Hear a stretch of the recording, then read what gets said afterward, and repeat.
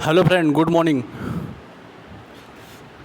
आज जो topic cover करने वाले हैं उसका नाम है ओवर सब्सक्रिप्शन। क्या नाम है? Over subscription. तो इस टॉपिक को शुरू करने से पहले क्वेश्चन शुरू करने से पहले थोड़ा इसका थ्योरी पढ़ते हैं, होता क्या है। ठीक है, सुनिए। कंपनी ने पब्लिक को इनवाइट किया कि आप आओ और हमारे यहाँ के शेयर खरीदो। ठीक है, और कंपनी ने उसके लिए डेट रखा था, ओपन डेट थी, मतलब शुरू किस दिन हुआ था, मान के चलिए 1 दिसंबर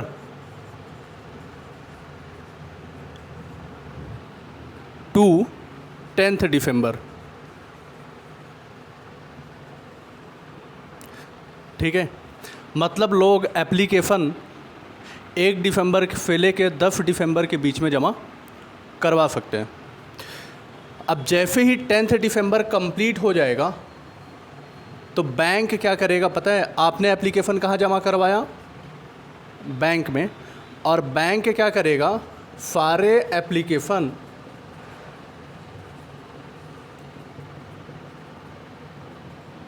कंपनी को ले जाके दे देगा। ठीक है, अब कंपनी का सेक्रेटरी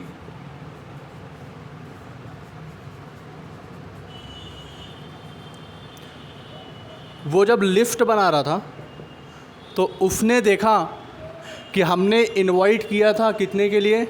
20,000 शेयर्स के लिए। कितने के लिए? 20,000 शेयर्स के लिए। पर एप्लीकेशन में लोगों ने 30,000 शेयर्स मांगे हैं। कितने मांगे हैं? 30,000 शेयर्स मांगे हैं। तो अब कंपनी ने क्या करना चाहिए? क्योंकि कंपनी को देना कितने हैं? 20,000 शेयर्स। और एप्लीकेशन जो आया हुआ है लोगों से वो आया 30,000 शेयर के लिए। 30,000 शेयर्स के लिए एप्लीकेशन आया हुआ है।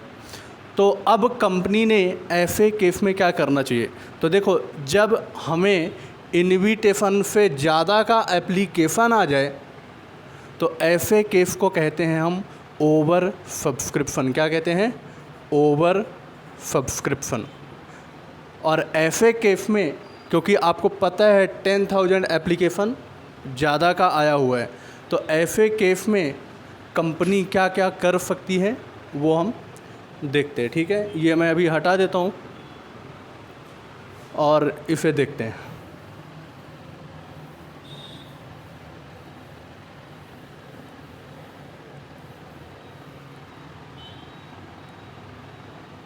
चलिए, कंपनी ने एप्लीकेशन कितने के लिए दिया था? 20,000 शेयर। कंपनी को मिले कितने?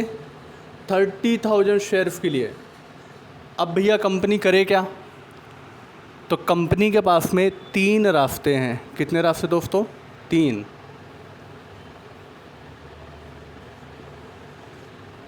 कंपनी के पास में 3 रास्ते हैं। पहला, देखो इन दोनों का फ़र्क कितना है? 10,000 का।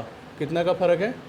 10,000 का। मतलब यही हुआ कि 10,000 शेयर्स ज़्यादा के ख़रीदने के लिए एप्लीकेशन आया। तो देखो, शेयर तो हम दे नहीं सकते, शेयर तो हम 20,000 ही देंगे। ठीक है, अब बस करे कैसे वो देखो। तो केस नंबर 1, कंपनी क्या करेगी? 10,000। देखो, केस नंबर 1, कंपनी क्या करेगी? 20,000 शेयर देगी और 10,000 का रिग्रेट लेटर देगी। मतलब ये कि मनी रिफंड कर देगी।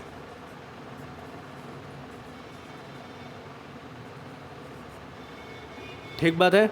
20,000 शेयर दे दिए जाएंगे, बाकी 10,000 शेयर के एप्लीकेशन के पैसे वापस कर दिए जाएंगे। ठीक बात है। कंपनी दूसरा काम कर सकती है। सर कौन सा दूसरा काम? सुनो,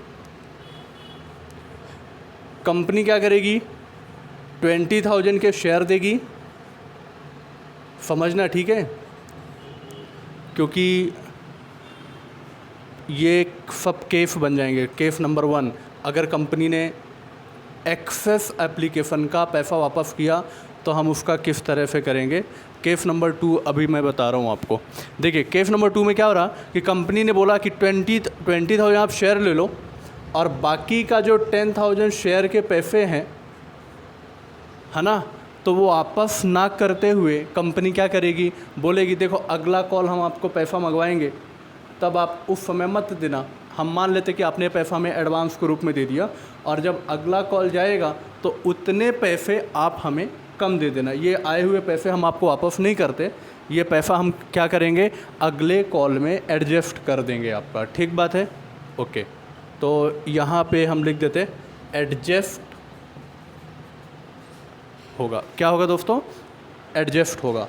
मतलब क्या हो रहा है कि कंपनी क्या कर रही है, कंपनी क्या कर रही है दोस्तों,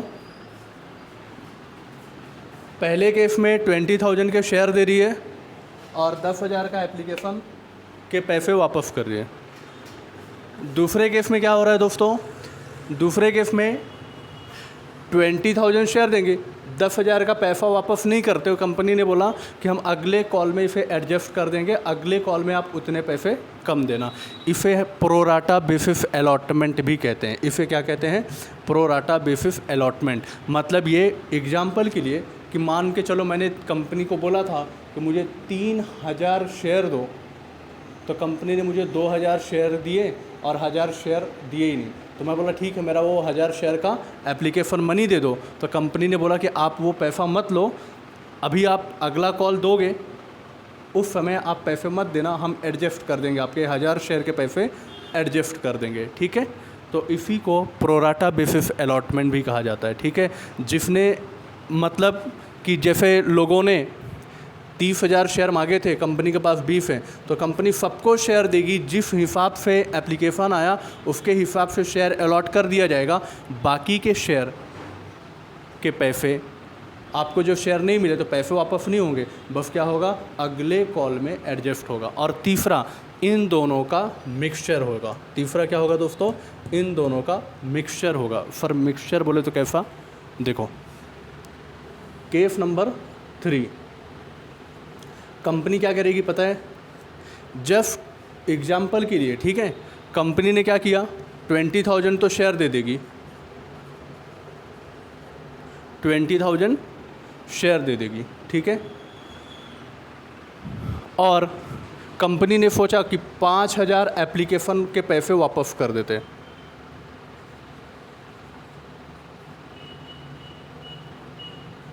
$5,000 शेयर एप्लीकेशन के पैसे वापस होंगे, मनी रिफंड होगी, ठीक है। और देखो 30,000 का मिला था, 20,000 शेयर दे दिया, 5,000 शेयर के पैसे वापस कर दिए और बचे हुए 5,000 शेयर एप्लीकेशन के पैसे कंपनी ने क्या बोला कि अगले कॉल में एडजस्ट कर देंगे आपका। तो 5,000 शेयर एप्लीकेशन के पैसे क्या होंगे, एडजस्ट होंगे इन नेक्स्ट कॉल। ठीक बात है, कहाँ पे एडजस्ट होंगे, नेक्स्ट कॉल पर एडजस्ट हो जाएंगे। ठीक है, आपको यहाँ पे एक चीज़ का ध्यान रखना है कि देखो कंपनी में एप्लीकेशन का पैसा जमा हुआ है, ठीक है। अब कंपनी एप्लीकेशन के बाद पैसा नेक्स्ट टाइम कब मंगाती है, अलॉटमेंट के टाइम पे। इसका मतलब ये हुआ कि ये कहाँ पे एडजस्ट होने वाला है, अलॉटमेंट पे। कहाँ पे एडजस्ट होने वाला है, अलॉटमेंट पे। और ऐसे ही ये पैसा कहाँ पे एडजस्ट होगा, क्योंकि एप्लीकेशन के बाद कंपनी कहाँ मंगवाती है, अलॉटमेंट के टाइम पे पैसा मंगवाती है, तो अलॉटमेंट के टाइम पे ही ये आपका क्या हो जाएगा, एडजस्ट हो जाएगा।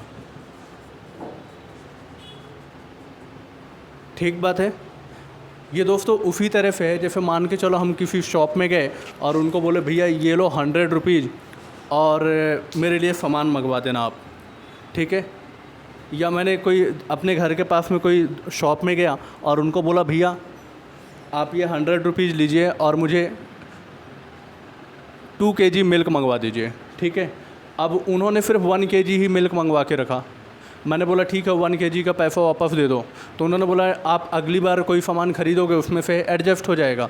जब मैं अगली बार कोई सामान ख़रीदने जाऊंगा तो क्या होगा, वो मेरे बचे हुए 1 kg के पैसे एडजस्ट होंगे।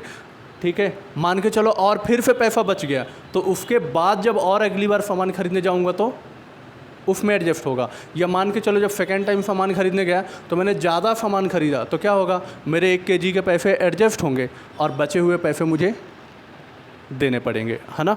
तो मतलब कैसे थोड़ा सा ध्यान रखेंगे ये एडजस्टमेंट वाले पे, ठीक है। कहाँ पे, एडजस्टमेंट वाले पे। मतलब कैसे आपको ध्यान रखना है, मान के चलो कि अलॉटमेंट पे मुझे 5,000 रुपये जमा करवाने हैं और कंपनी से 2,000 रुपये एडजस्ट होने वाले थे, तो मुझे नेट सिर्फ 3,000 ही जमा करना है। ठीक बात है क्या। चलिए, तो ये हुआ दोस्तों तरीका। अब देखो यहाँ पर भी इस केस में पार, डिस्काउंट, प्रीमियम हो सकता है। ये वाले केस में भी पार, डिस्काउंट, प्रीमियम हो सकता है। और ये वाले केस में भी पार, प्रीमियम, डिस्काउंट हो सकता है। ठीक बात है। तो पार में तो हमें कभी कुछ करना ही नहीं पड़ता है, पार में हमें कभी कुछ करना ही नहीं पड़ता है। बस करना कहाँ पड़ता है दोस्तों, डिस्काउंट और प्रीमियम में। क्या करना पड़ता है, डिस्काउंट और प्रीमियम में हमें करना पड़ता है। डिस्काउंट और प्रीमियम में क्या करना पड़ता है, इसकी एक एंट्री हमें लगानी पड़ती है। फिर कहाँ पे लगानी पड़ती है, अगर एप्लीकेशन में डिस्काउंट प्रीमियम होगा तो एप्लीकेशन में एंट्री होगी, अगर अलॉटमेंट में डिस्काउंट प्रीमियम होगा तो अलॉटमेंट में एंट्री होगी। बस आपको इतना सा दोस्तों ध्यान पे रखना है। ठीक है, अभी मैं आपको क्वेश्चन कराऊंगा। ठीक है, देखो डिस्काउंट और प्रीमियम का आपको लॉजिक समझा हुआ है। जब भी डिस्काउंट होगा तो डिस्काउंट डेबिट होगा, जब प्रीमियम होगा तो प्रीमियम क्रेडिट होगा। बस आपको ये लॉजिक ध्यान पे रखना है। अब केस कोई सा भी रहे उससे कोई फ़र्क नहीं पड़ता डिस्काउंट और प्रीमियम को।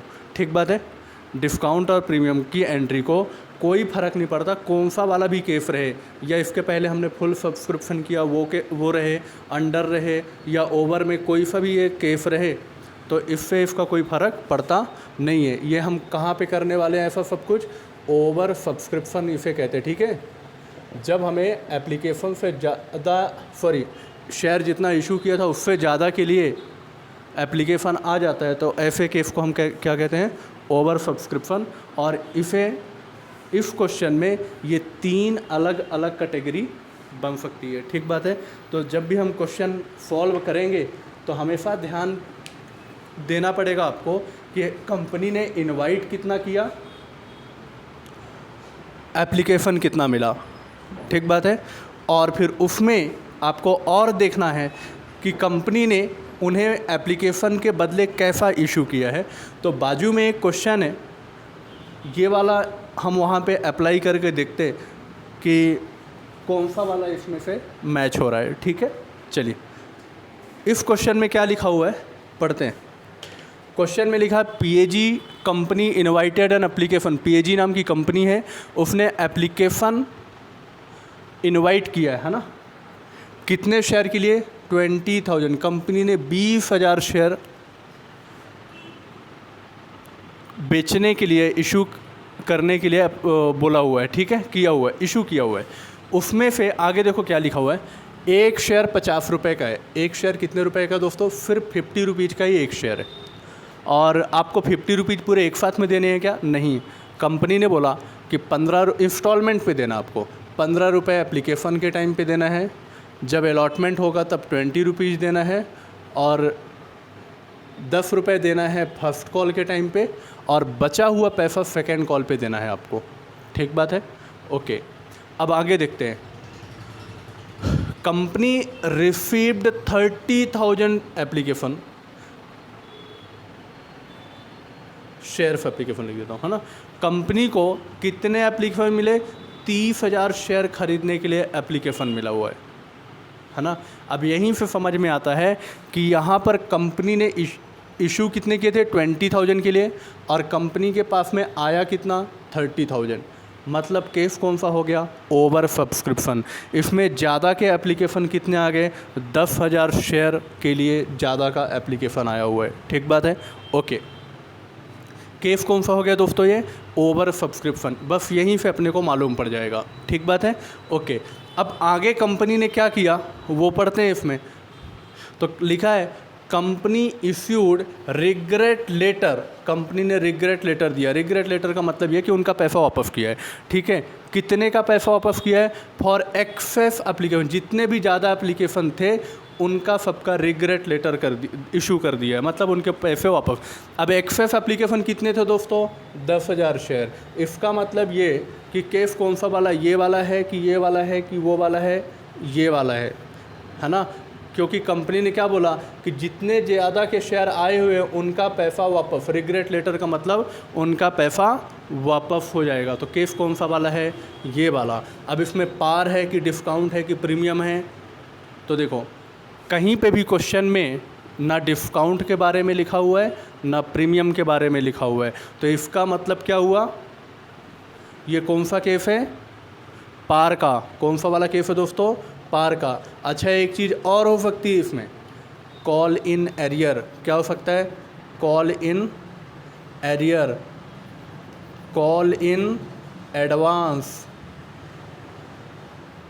ठीक है। यहाँ पर भी वही चीज़ हो सकती है, call in arrear, call in advance, call in arrear और कॉल इन एडवांस, ठीक है। ओके, इसमें और भी चीज़ें केस बन सकते हैं, मतलब इसमें देखो केस कितने सारे बन रहे हैं, है ना। तो अपने को टेंशन नहीं लेना है, बहुत सिंपल है, इनका बस एक एक एंट्री एडिशनल हो जाता है, ठीक है। कॉल इन एरियर का मतलब ये हुआ कि जैसे किसी ने फर्स्ट कॉल का पैसा ही नहीं दिया, तो फिर हम वहाँ पे कैसे करेंगे एंट्री। या किसी ने क्या किया, हमने अलॉटमेंट का पैसा मंगाया था, किसी ने फर्स्ट कॉल सेकेंड कॉल का पैसा ला के दे दिया, तो जिसने अलॉटमेंट के टाइम पे ही फर्स्ट कॉल और सेकेंड कॉल का पैसा दे दिया, तो फर्स्ट कॉल और सेकेंड कॉल में तो पैसा देने वाला है नहीं, ठीक बात है कि नहीं। तो पैसा देने वाला है नहीं क्योंकि उसने पहले ही पैसे पूरे दे दिए, ठीक बात है। तो क्या होगा, फिर वो पैसे उसके एडवांस के रूप में माने जाएंगे और फिर वो जब भी कॉल होगा तो वहाँ पे उसका पैसा एडजस्ट कर दिया जाएगा, ठीक है। तो धीरे धीरे केस देखते हैं। मैं कॉल इन एरियर और कॉल इन एडवांस का एक सेपरेट ही लेक्चर बनाने वाला हूँ, तो आपको उसमें समझ में आ जाएगा। इसके बीच में डालना बोले तो बहुत दिक्कत हो जाएगी आपको, फिर ये समझ में नहीं आएगा, ठीक है। तो बारी बारी करके धीरे धीरे सारे केस देखते हैं, फिर एक दो क्वेश्चन ऐसे लेंगे जिसमें सारे केस एक साथ डाल के देखेंगे अपन, ठीक है। चलिए, और इसमें थोड़ा सा रह गया था, यहाँ पे लिखा all call money due and duly received. इसका मतलब ये होता है कि सभी संपूर्ण कॉल किए गए हैं और हमें जो है तो सारे पैसे मिल भी गए हैं। मतलब क्वेश्चन में कॉल इन एरियर और कॉल इन एडवांस नहीं है, क्योंकि हमने जितना कॉल किया सब पूरा पैसा मिल गया। और क्वेश्चन में लिखा ऑल कॉल मनी, मतलब कंपनी ने सारे कॉल किए हैं, ठीक है। तो यहाँ से हमें ये भी समझ में आता है कि हमें एंट्री कहाँ तक करनी है। तो क्वेश्चन में किया ऑल कॉल मनी ड्यू, मतलब एप्लीकेशन का भी एंट्री करना है, अलॉटमेंट का भी करना है, फर्स्ट कॉल का भी करना है और सेकेंड कॉल का भी करना है, ठीक है। और सब में पैसे मिल गए, मतलब कि कॉल इन एरियर या कॉल इन एडवांस टाइप का ऐसा कुछ है ही नहीं, ठीक बात है। चलिए, तो हम ये वाला क्वेश्चन सॉल्व करेंगे अगले वीडियो में, क्योंकि थोड़ा सा कुछ दिक्कत जा रही है हमारे साथ में। तो सेम ये वाला क्वेश्चन अभी हम जो करेंगे तो अगले वीडियो में मिलेगा आपको, ठीक है। बस ये वाला वीडियो यहीं तक है। Thank you.